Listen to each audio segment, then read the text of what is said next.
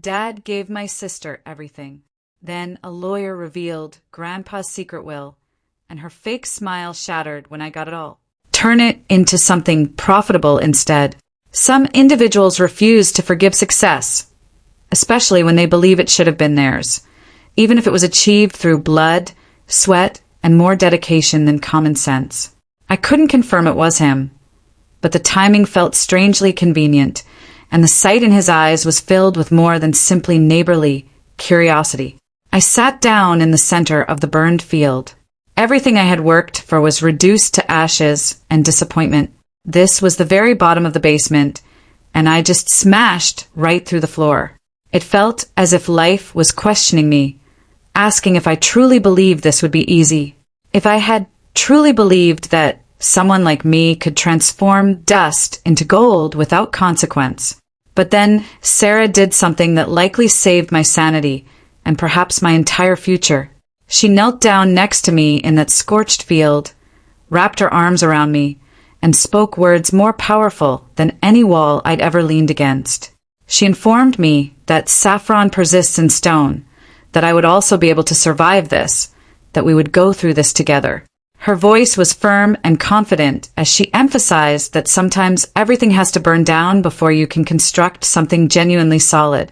This wasn't the end of our story. It was simply the conclusion of the first chapter. Her comments became my lifeline at that time, demonstrating that even when everything seems hopeless, someone believing in you can make all the difference. The strongest people, she stated, are the ones who can smile through tears because they know there's always tomorrow. That felt like a discovery wrapped in an embrace. I'd been so preoccupied with what I'd lost that I'd forgotten what I still had.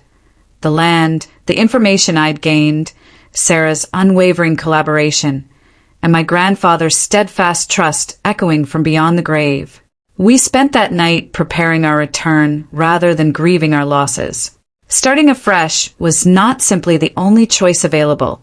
It was also the best option. If anyone thought they could scare me off my own land with a little arson, they were badly underestimating the tenacity I inherited from both lines of my family. That's when Grandpa Paul revealed his final secret. While we were cleaning up the barn and figuring out how to fund a complete restart, I noticed something unusual about one portion of the floor. A few boards appeared to be fresher than the others, and when I pulled them up, I discovered an ancient tin box buried beneath a collection of rusty tools. That package contained enough cash to make me dizzy, as well as a note written in my grandfather's recognizable handwriting. The message was simple but profound.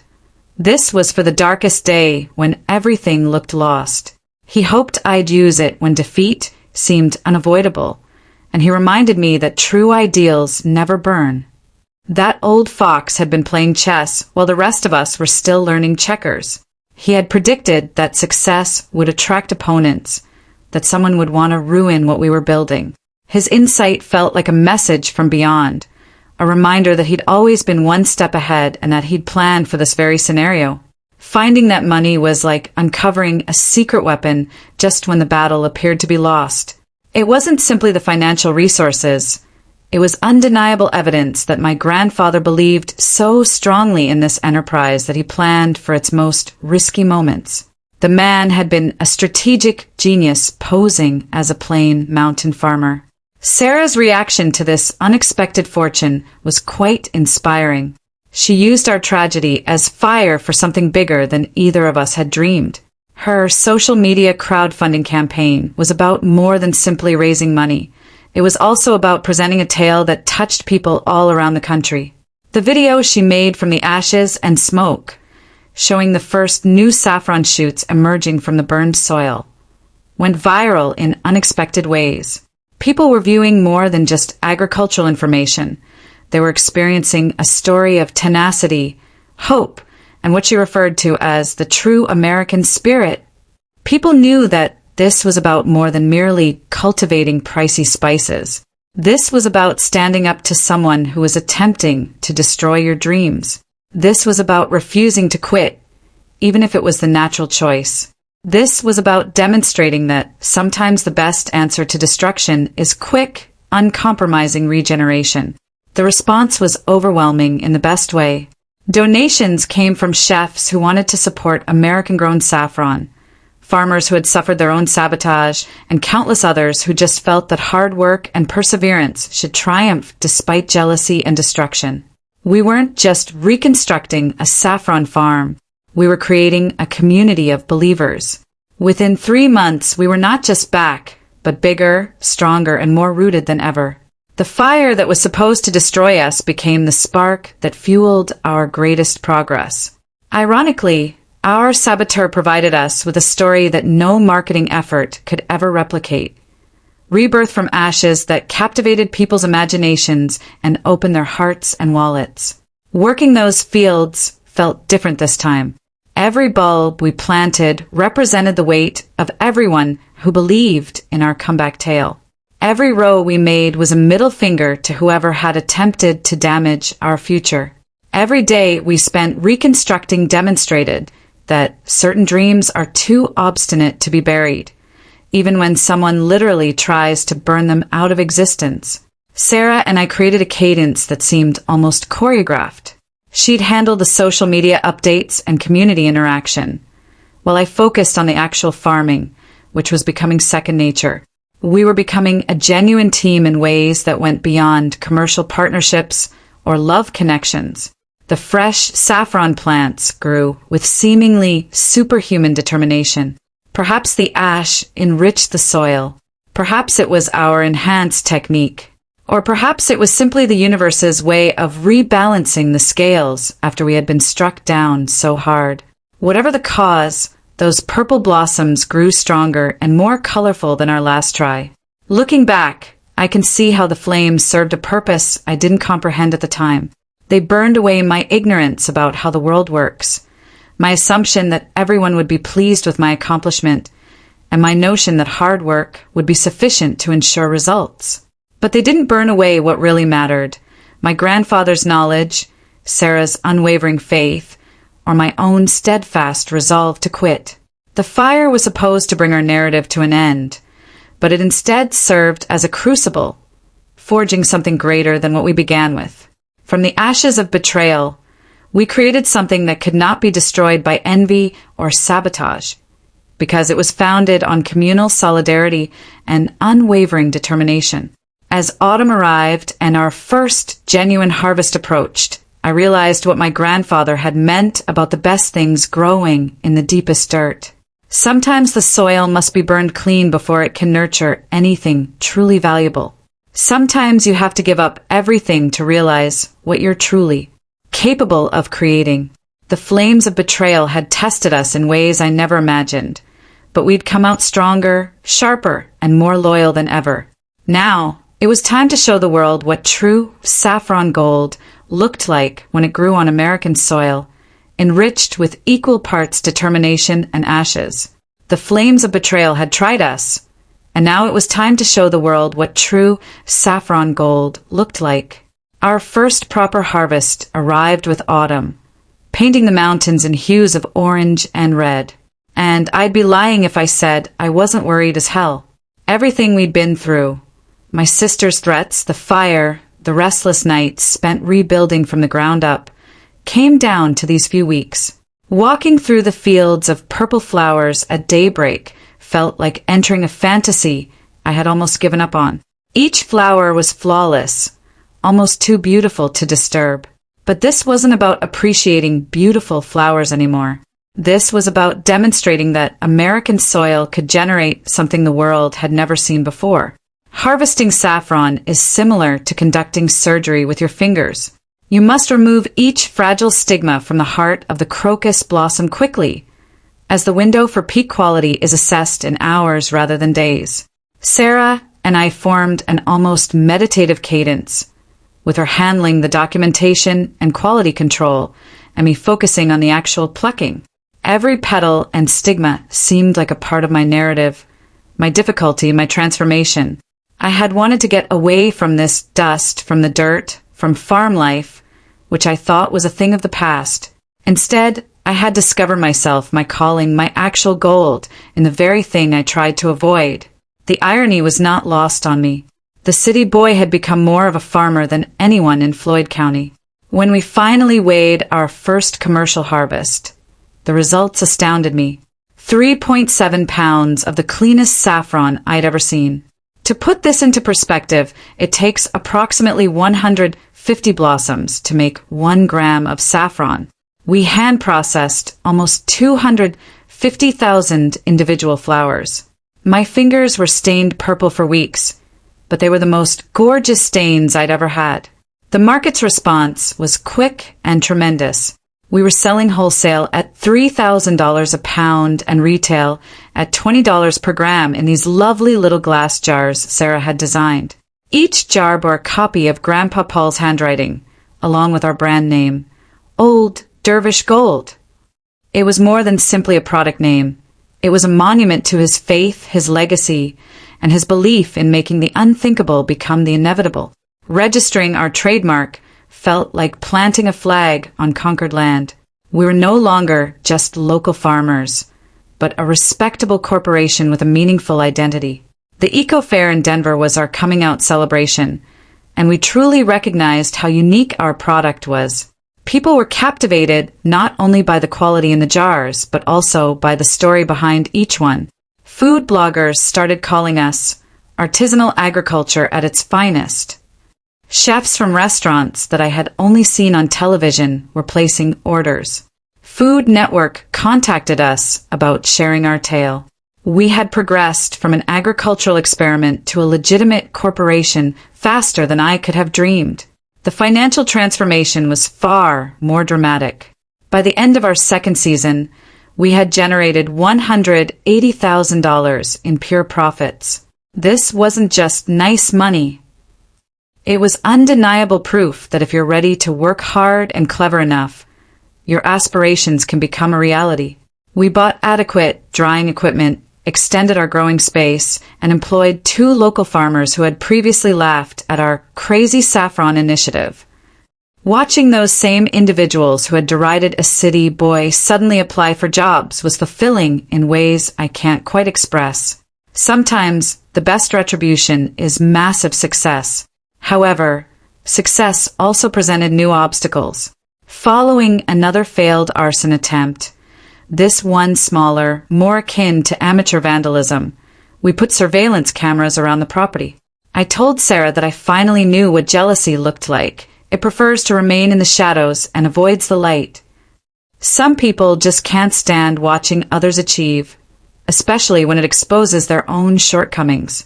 The cameras were well worth the money, both for security and for peace of mind. We could concentrate on expanding our firm rather than continually looking over our shoulders. Though I must confess, there was something darkly humorous about filming our wannabe saboteur fumbling around in the dark like a bargain bin supervillain. Sarah, the great strategist she had become, began devising ideas that made my head spin with their scope. She intended to grow into export markets like Canada and the European Union, promoting our product as premium organic saffron from the picturesque Blue Ridge Mountains. Her vision was global in scale, yet firmly grounded in our local history. She had a way of explaining our purpose that sounded almost lyrical. Our saffron was more than simply a spice. It was history, quality, and the American ideal packed into every jar. She was correct. Of course, we were not simply marketing a product. We were selling the idea that quality could arise in the most unexpected locations. By the second year, we had earned $520,000. The transformation was complete. I'd gone from being the family's disappointment to the Appalachian Saffron Kid, a nickname that was far superior to anything I'd been called growing up. Sometimes you just need to prove everyone wrong. And the greatest way to do so is to produce unquestionable results. The reverence in people's voices when discussing our operation was intoxicating. We had become a success story that tiny communities were proud to claim as their own. Floyd County had gone from tolerating our unusual agricultural experiment to hailing us as hometown heroes. My sister then decided to make another appearance. This time, she wore a smile that appeared to be fixed to her face, but never reached her eyes. She showed up to discuss collaboration opportunities, synergistic effects, stocks and investments, and the future of our family history. Her voice oozed honey, yet I could taste the bitterness beneath each word. The discourse was strange in its shamelessness. She genuinely proposed that we combine our company and use her contacts to help us build up operations. The woman who had dismissed me as useless when I had nothing now wanted to be my business partner, now that I had everything. The audacity was nearly astounding. But I wasn't the confused child sitting in a lawyer's office anymore. I had grown calluses, both physical and emotional. I'd learned what real work felt like, what true accomplishment tasted like, and what it meant to create something valuable from nothing. Her proposal felt like an insult to everything I had done to get here. My response was calm, deliberate, and definitive. I reminded her that she'd had a family when it counted. When I needed encouragement and belief, all I had was dust, filth, and an elderly man's faith in my abilities. That dust had given me more than she could have possibly imagined, more than her inheritance had given her. I had found my way, and she had evidently misplaced hers a long time ago.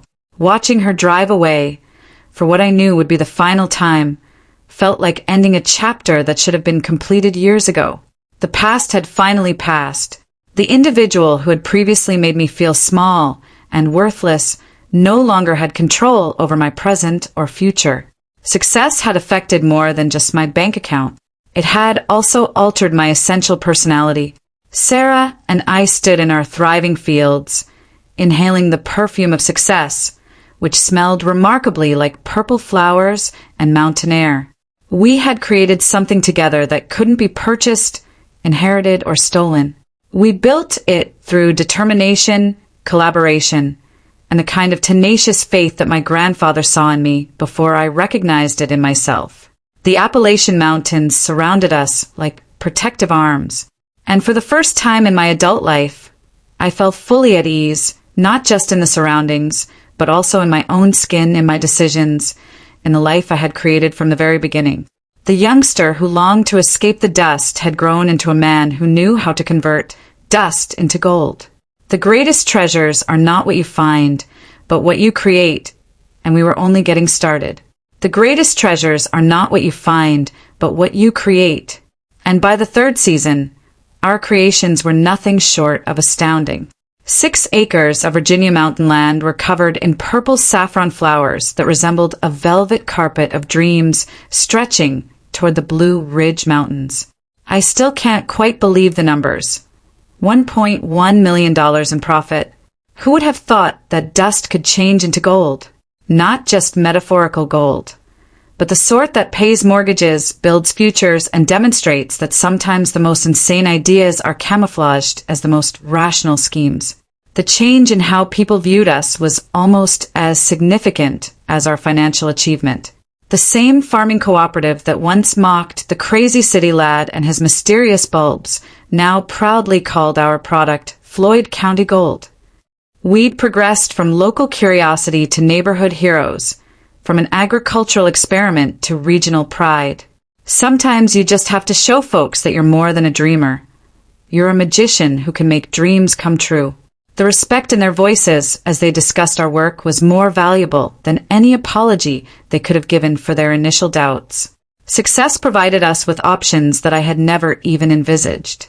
We developed the Paul Thompson Memorial Scholarship for Appalachian farm youth who aspired to attend college but lacked the financial means to do so.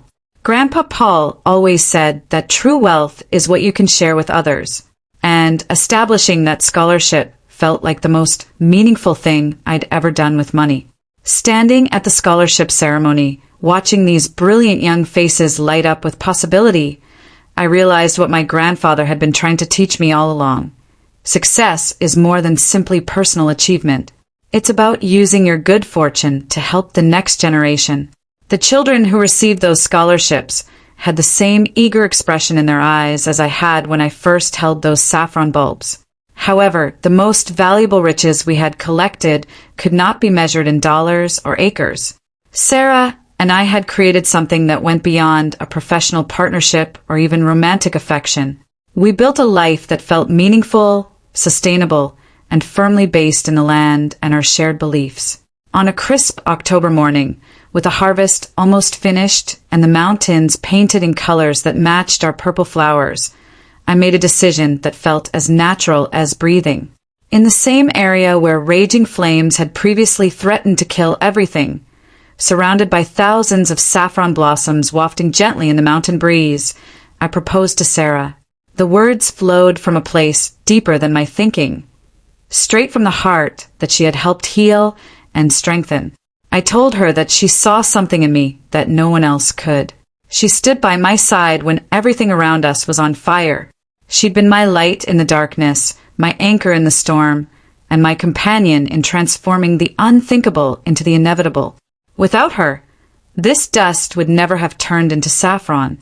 Without her belief, my grandfather's faith would have been wasted on someone who was too afraid to take the risks that true achievement requires. She wasn't only my business partner or girlfriend. She was my ultimate gold, the treasure that made all the other treasures worthwhile. Her remark was typical Sarah, practical knowledge wrapped in genuine emotion. Her grin was brighter than the sun above our fields, and her words carried the same steady strength that had gotten us through every hardship. She explained that she had just seen the goal, which was already there and waiting to be discovered. I'd done the digging, planting, and believing, even when it seemed impossible. Now, we'd grow that gold together, season after season, year after year. Her eyes seemed like the final piece of a puzzle I'd been putting together my entire life without knowing what the picture was intended to look like. Planning our wedding turned out to be another experience in creative problem-solving. We chose to hold the ceremony right there in the saffron fields, with the Blue Ridge Mountains serving as our cathedral and the purple flowers as our carpet.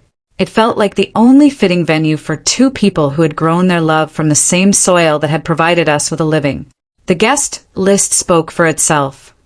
Agricultural families who had become part of our extended community, customers who had become friends, and agriculture extension agents who had assisted us in navigating the technical obstacles of our peculiar crop. Even several of the guys from the Rusty Mug showed up, most likely to see if the crazy saffron project would result in a crazy saffron wedding. The ceremony was modest, meaningful, and uniquely us. There were no extravagant venue rentals or imported flowers. Just two people making pledges while surrounded by their own work and the breathtaking beauty of the land that had brought them together.